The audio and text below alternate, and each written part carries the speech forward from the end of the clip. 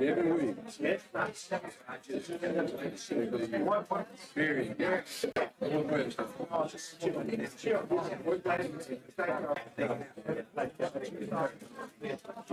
Appreciate the job. Yes. That's it.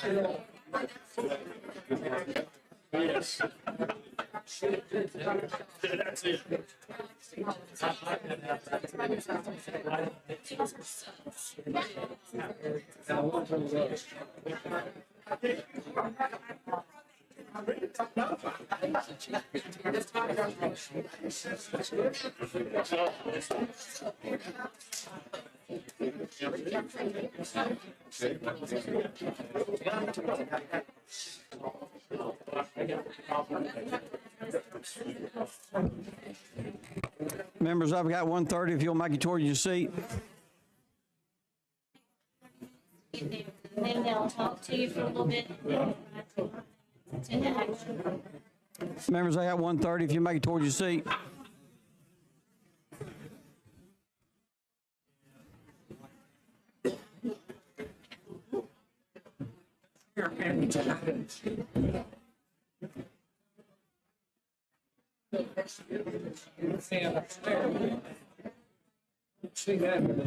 Representative Underwood, we're ready to start. Representative Underwood, we're ready to start.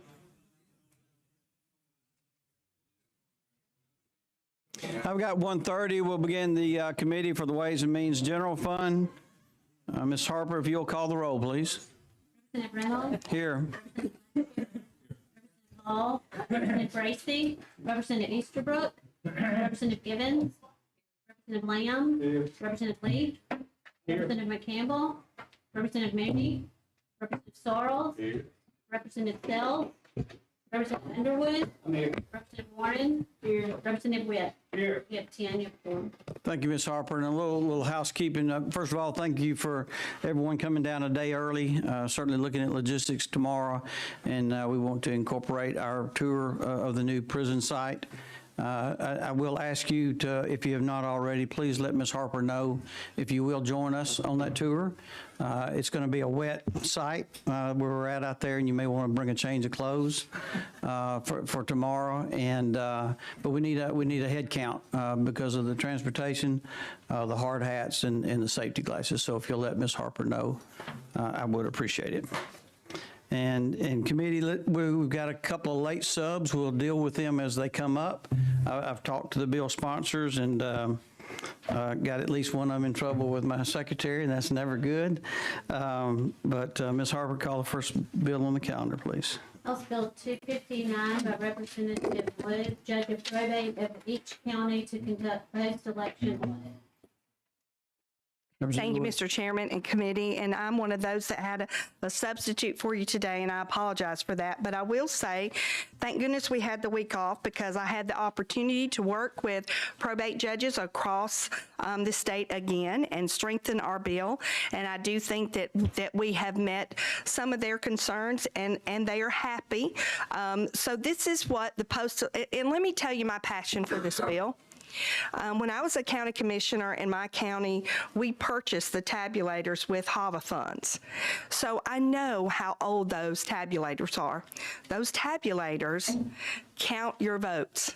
We do paper voting in the state of Alabama, but we still have a machine that counts those.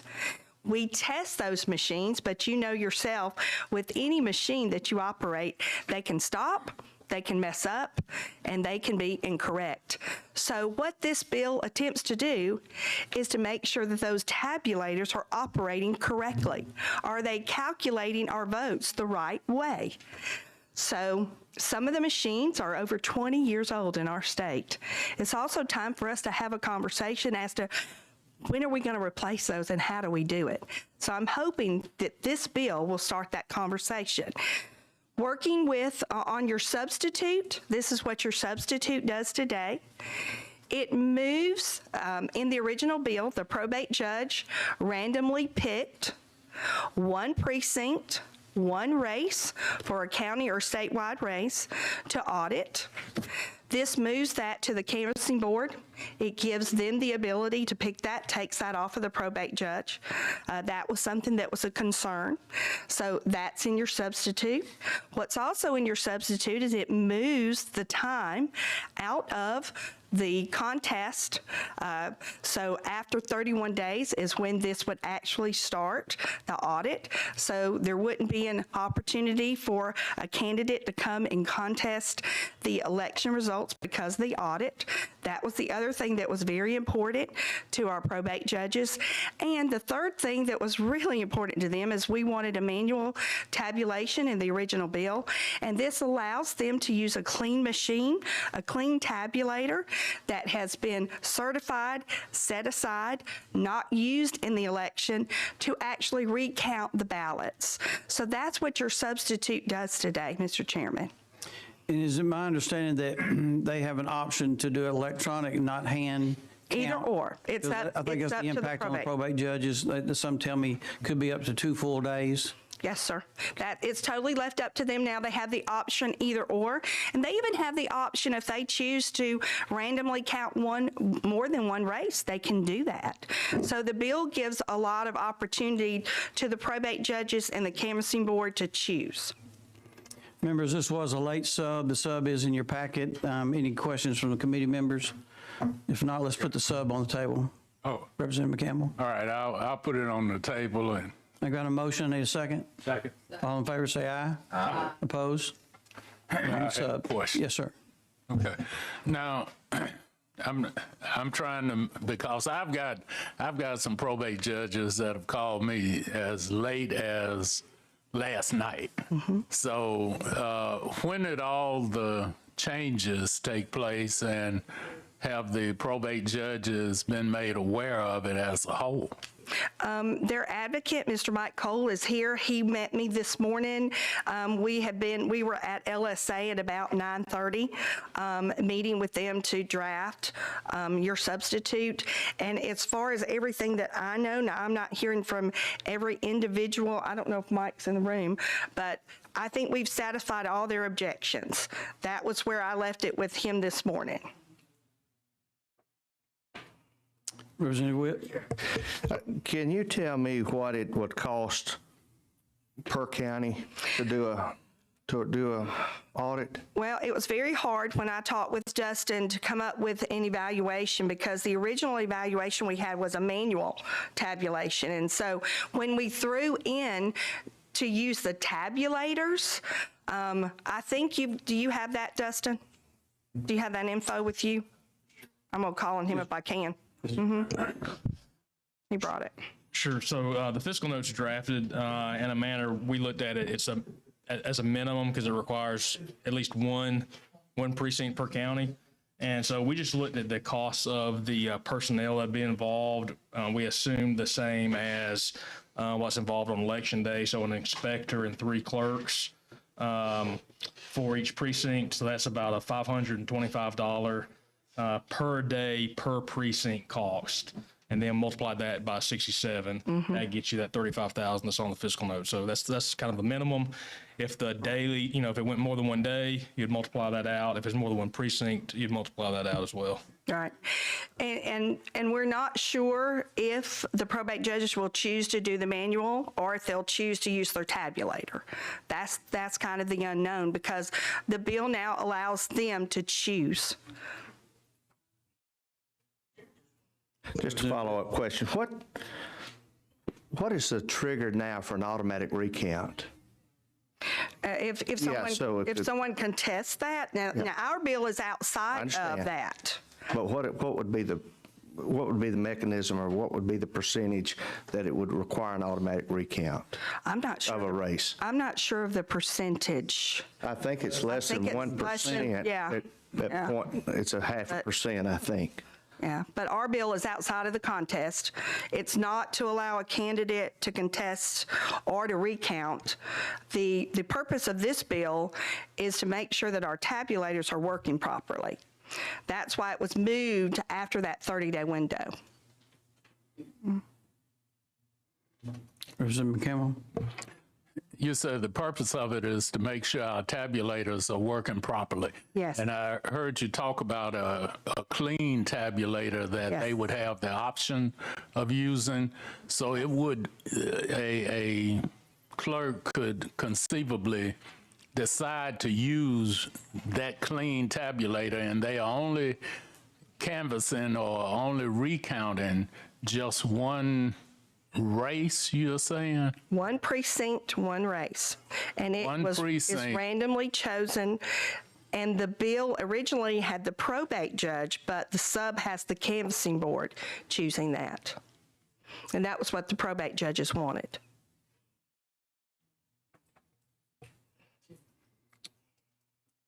I think we've all probably heard from our probate judges prior to coming here today on this situation and not having all this information prior to discussing it with them.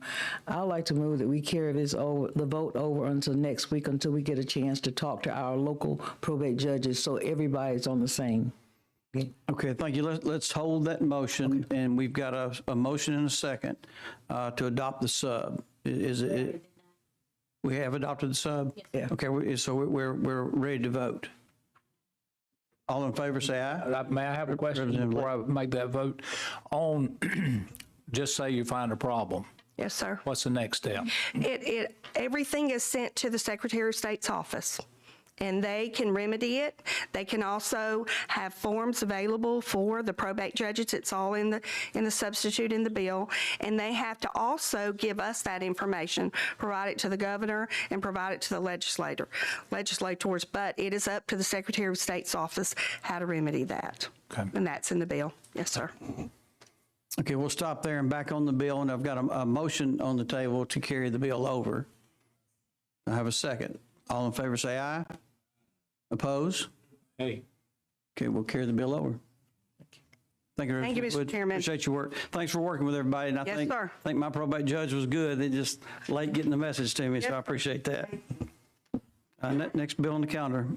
Bill Sir. 294 by Representative Lee, County Officers Omnibus Pay Act, cost of living increases included in compensation of county officers under Act. Representative Lee. Thank you, Mr. Chairman. I know if you haven't, and you just haven't been here long enough, but at some point in time, you will have a member of your commission or revenue commissioner, probate judge, or sheriff some point in time to ask their raise up because there hasn't been a raise in 10 or 12, 13 years.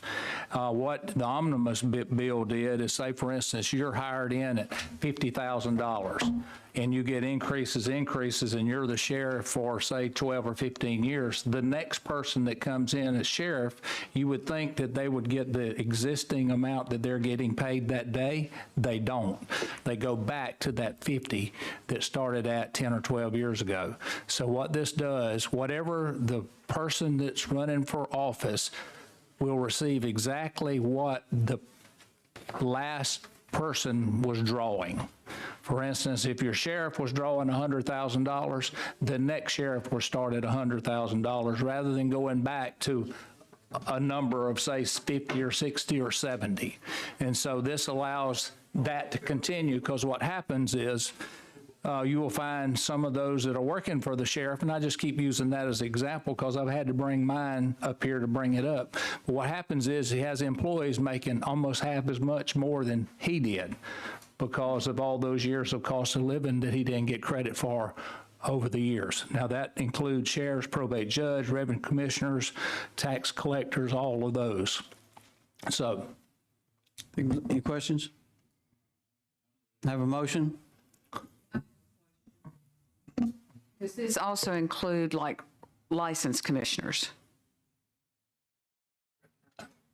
Maybe not, I don't know. I have no idea. I know local county commissioners, tax collectors, tax assessors, revenue commissioners, probate judge, and sheriffs. I do not know the answer to that. Okay. I have a motion on the table. Do I have a second? Second. All in favor, say aye. Aye. Opposed? Thank Bill you. receives a favorable report. Next bill, Ms. Harper. House Bill 274 by Representative Lee, prisoners, increases the money paid by the state to counties to feed prisoners and the money deposited into the emergency prisoner feeding fund. Representative Lee. Thank you, Mr. Chairman. What this does, it increases the amount per meal from $2.25 to $3.25. I would say that's low, but they were $3.25 is what they're asking for. There's not many places that you can get to prepare a meal, bring it to where the location it is. I think this is very, very conservative number, and that's all it changes that you can. I believe it was $250,000. So moved, Mr. Chairman. I have a motion. I have a second. Second. All in favor, say aye. Aye. Opposed? Bill receives a favorable report. Thank you. Thank you. All right, next bill, Ms. House Bill Harper. 276 by Representative Chataway, law enforcement, authorizes state colleges to employ retired law enforcement officers without officers losing retirement allowance. Chairman Treadway. Chairman, members of the committee, thank you. Last year, the legislature passed a bill, you remember, because we had critical shortage of SROs in our schools, especially our rural schools. So we moved the cap up to 52,000, and it fixed the problem. The problem is, I've now, higher ed's reached out to me. Most of them that were capped at the 32 left and went to K-12 to be SROs at the 52. So it was requested by higher ed that I bring a bill to remove the cap or raise the cap for them. Since then, I have heard from the Sheriff's Association, rightfully so, and other groups in law enforcement. The state of Alabama is in a critical shortage of law enforcement officers. So I do have a substitute bill, and what it does, I'm not asking for higher ed, I'm asking for law enforcement statewide, remove the cap. No cap. Let a law enforcement officer that comes back and works in a law enforcement capacity be able to get paid what the job's going to pay them. That's the only way we're going to fix this. If I do the original bill for higher ed, then we're going to have a void somewhere else. Deputies, they're having a problem, or sheriffs are having a problem getting deputies. It's all over the board. If you're in Mobile County and Montgomery, Birmingham, I know for a fact they're Baldwin, I'm sorry. I know for a fact they're in critical shortages. So, Mr. Chairman, I do have that substitute that will make that change to just remove it for law enforcement. Representative, Better sub. okay, did you have a question or did you? I do, but we'll wait after sub. Okay, well, I'll entertain a motion to adopt the sub. I have a So motion, moved. second. All in favor, say aye. Aye. Opposed? We're on the sub. Better sub. Okay. We don't. It was set on the side of your packet. This was a late this sub, one that and the was- chairman knows we're not going to vote on it today. Okay. But I did agree to accept the sub. And I appreciate that. I didn't get the sub to this morning because I made the decision that we're not going to fix the problem unless we remove it for law enforcement. Chairman Lee, you had a question? I support the bill 100%. The question, retirement. If they're going back, they're already drawing retirement. That's right. And they're going back working, what happens with that money for the retirement? Nothing, Still, nothing. They continue to draw it. Just Well, like- no, well, I'm sorry. I agree with they should draw it, but do they pay in to help supply the retirement? You know, that's a System? I guess once we do, RSA does an actuarial study or something. I know similar systems like Birmingham has its own retirement system, and they do not accrue any additional benefits in that situation. Well, we need to make a decision here, and my position is whatever dollars would be necessary that would be lost when they do the actuarial study. That's exactly right. We find those dollars and not penalize law enforcement. Because right now, nobody's signing up for this job. It's not only critically short, nobody's paying attention to what's going on out there. In Birmingham, you'd have 1,200 to 1,800 eligible applicants to look at to put 45 in a class. The whole merit system's producing a list of about 125, 150 in the last few years for 24 police departments. And so it is an issue. I think that's the reason I brought the substitute. Let's put it out there. Let's see what the cost is. And I think personally, the general fund or, we can look at gaming and put some money in there and for law enforcement to pay the shortages. I don't see where could be a large number. These Bingo. officers are leaving. They're making 32. I'm simply asking you to pay these officers what they deserve. And I agree. I think it's a valid reason to look. As long as the rules are set up and the hiring date when people know, I think it's a very valid discussion to have. Okay, everybody has an agreement, a written agreement when they're contract to do this, that they pay into the retirement the second time because they're taking up a place that somebody else would be paying into. So that helps fund their other end of money coming into the retirement. Well, the issue Just a thought. I mean, that's the a issue conversation would we then got to be, have. do they accrue any additional benefit? No, I'm not talking about any additional. So it would be just paying. So if they leave and go to Birmingham or Jefferson County or Anniston that have their own systems, they're going to draw another pension if they work 10 years plus, because then, they're vested after 10. So you have that issue. The main issue here to deal with is to remove that cap when they retire, let them go work somewhere else. I agree. And and I know the actuarial studies is going to give us some insight on those dollars, but the shortage is what I'm trying to deal with it without it being bogged down with these type of. Very good. Ms. Warren, do you have a question? Did you? No. Okay. I will say this from the chair. I appreciate you bringing the bill. I do want to restrict any conversation about this committee paying for the difference, as you referenced. Can't wait till I get back in front of your committee, sir. But we did have a late sub, and it's really not the right thing to do to vote on it today. But appreciate that. We've had a bill held up for 3 years, had to compromise last year to get to where we were, and certainly this takes it to the next level. Whether at the end of the day, keep working the bill and see if it ends up at unlimited cap or a higher cap. So, any more questions? Thank you, Mr. Chairman. Appreciate it. Do I need to be back next week when you? Yes, sir. No, sir. No, we're going to give you the week off next week. You going to give me the week? Yes, sir. Ms. Harper, next bill.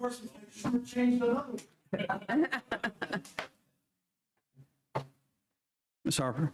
House Bill 309 by Representative Shaver, state employees 8-week paid parental leave provided for state personnel department required to adopt rules. Representative Shaver. Good afternoon. Thank you, Mr. Chairman, members. Currently, we have a greater than a 15% turnover in state employees, which is a 20-year high. Governor Ivey commissioned a study group, and one of their tasks was to, this was chaired by Treasurer Boozer, and the comptroller and budget officer also serve. But one of their tasks was to come up with recommendations on how to improve recruiting for state employees and retention, and how we supervise our state employees. And this was their number one suggestion.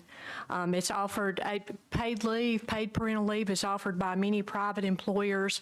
All of our surrounding southern states of Louisiana, South Carolina, North Carolina, Georgia, Missouri, Tennessee, Arkansas, Florida, Virginia. Also, the city of Birmingham offers paid parental leave, and this was their number one recommendation. So what this would do is offer 8 weeks paid leave for number one, for the birth of a child, but also for a child placed for adoption who's age 3 or under at the time of adoption. So this would give not only the birth mother recovery time and bonding time, but also with the placement of adoption of a child. There's currently not paid leave for state employees for this reason.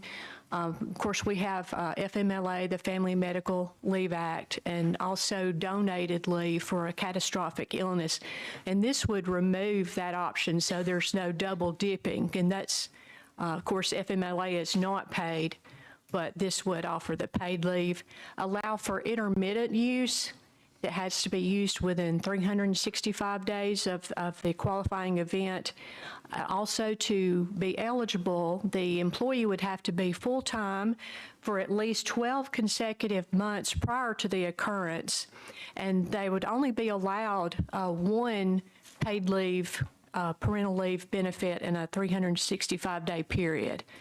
Also, in keeping with the FMLA rules, if both parents work for the same state agency, they would be limited to a combined total of 8 weeks paid parental leave. But if it's different agencies, then each one would be allowed the 8 weeks.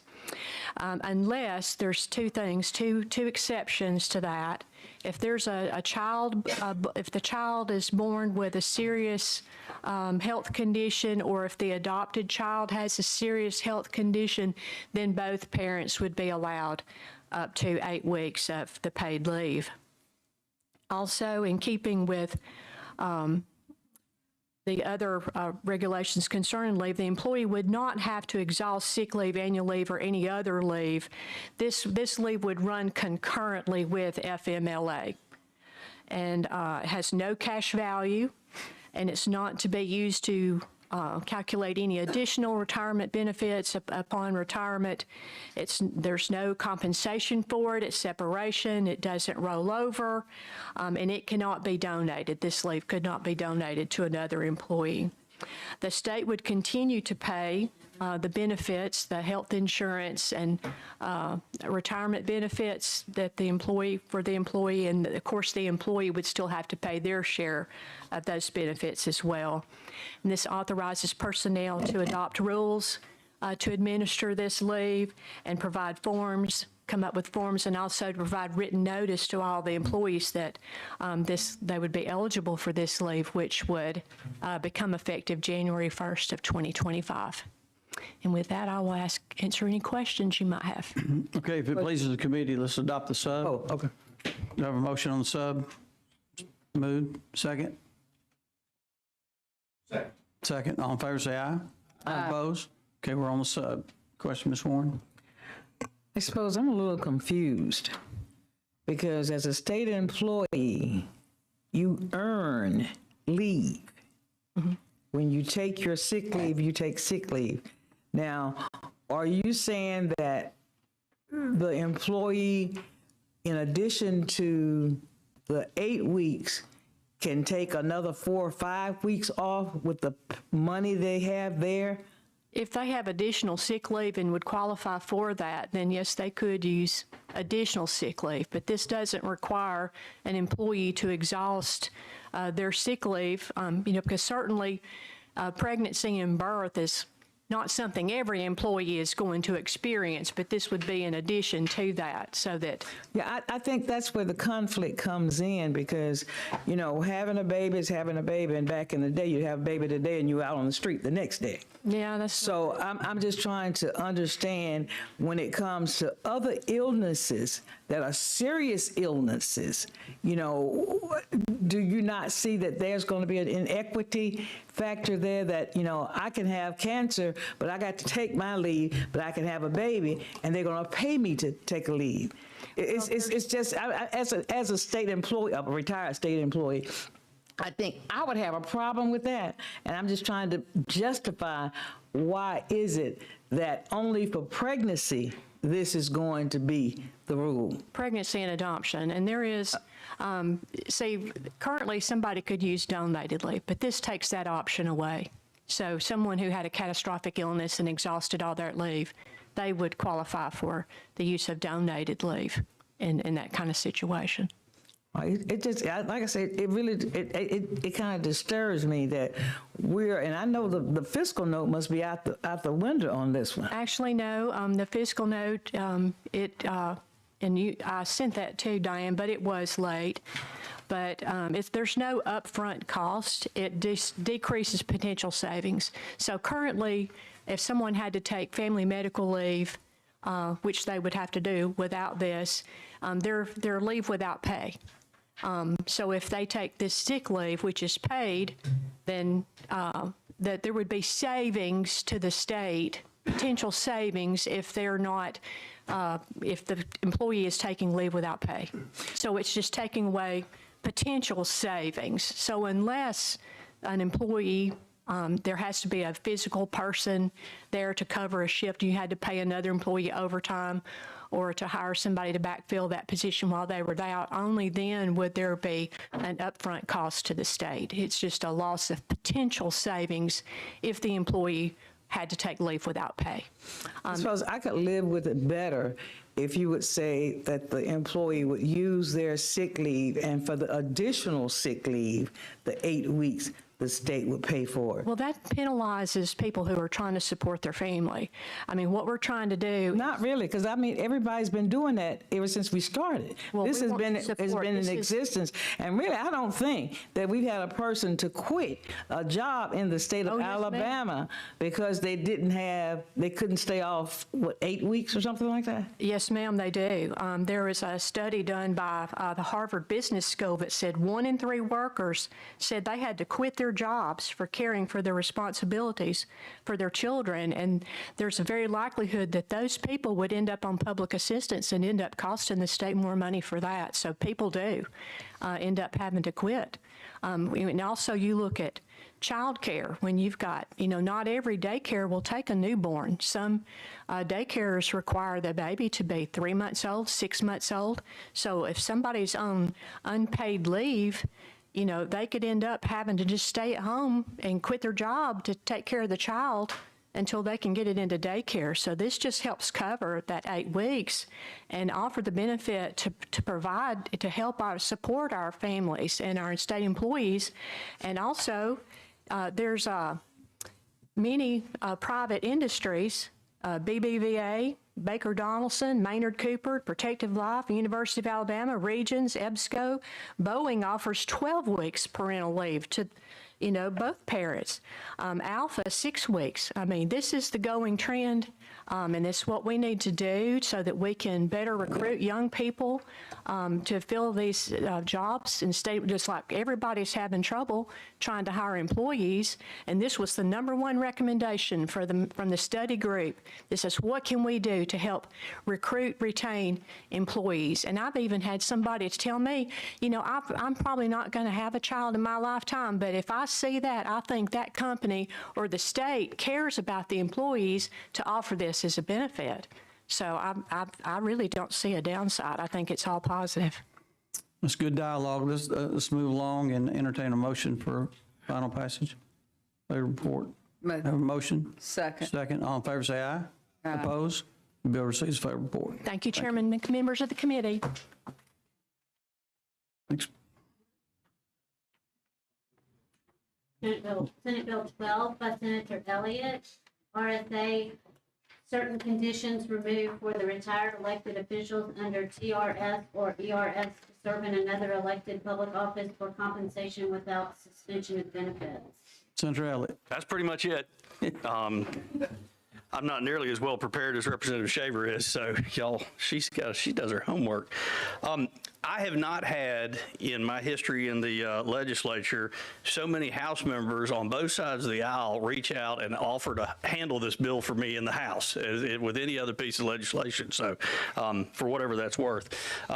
This bill essentially allows your local elected officials who are paid for their service, your mayors, your county commissioners, your commissioners, et cetera, if they are retired state employees, to continue to receive their retirement benefits and not have to suspend them, or to not have to receive their full benefit or full salary as an elected official. It is just that simple. We've got mayors, commissioners, et cetera, that are paid for their service, and right now they're either having to suspend their retirement or they're not able to receive over the cap and are not paid as their colleagues are paid. So this simply allows them to continue to receive their benefits and receive their salary. Retirees make good elected officials. They understand government. I will say this, Mr. Chairman, I noticed a previous bill that was presented. This doesn't impact the general fund at all. So this cost is borne by the municipalities and the counties. Any questions by the members? Entertain a motion. Make a motion. Have a motion. Second. All in favor, say aye. Aye. Opposed? Bill receives a favorable report. Thank you, Mr. Chairman. Thank you for that. They can just go across the line, make full salary, can't they? And Ms. Harper, I will ask if it pleases the committee for HB 1 to be carried over. I've talked to the bill sponsor. He's here today, Representative Pettis. But I did, over the break, communicate with Aaliyah and with personnel and with EBO related to this potential increase for the Aaliyah. We feel like, and I've said that from day one, I think it's better worked out within personnel as a true classification of one of our state agencies and not with legislation. But I don't want to carry it over indefinitely because we want them to continue to work on that pay scale. So with that said, if it pleases it, I'll carry it over to call the chair. Anybody got anything else? So moved. Thank you. Dismissed.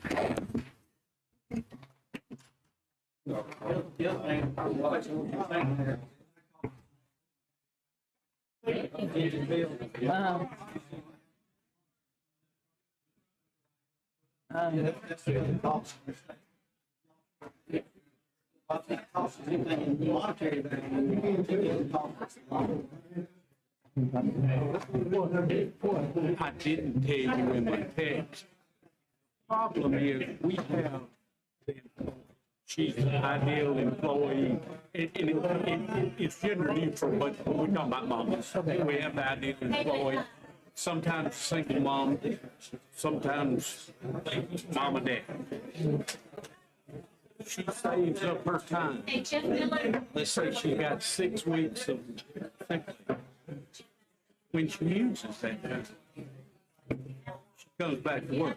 Maybe too quick. We're having to quit, literally quit. Sometimes without any kind of job, any kind of support. But the second thing is the Evelyn Warren, who did everything right. She saved up her leave. She uses it. She comes back. Baby gets sick.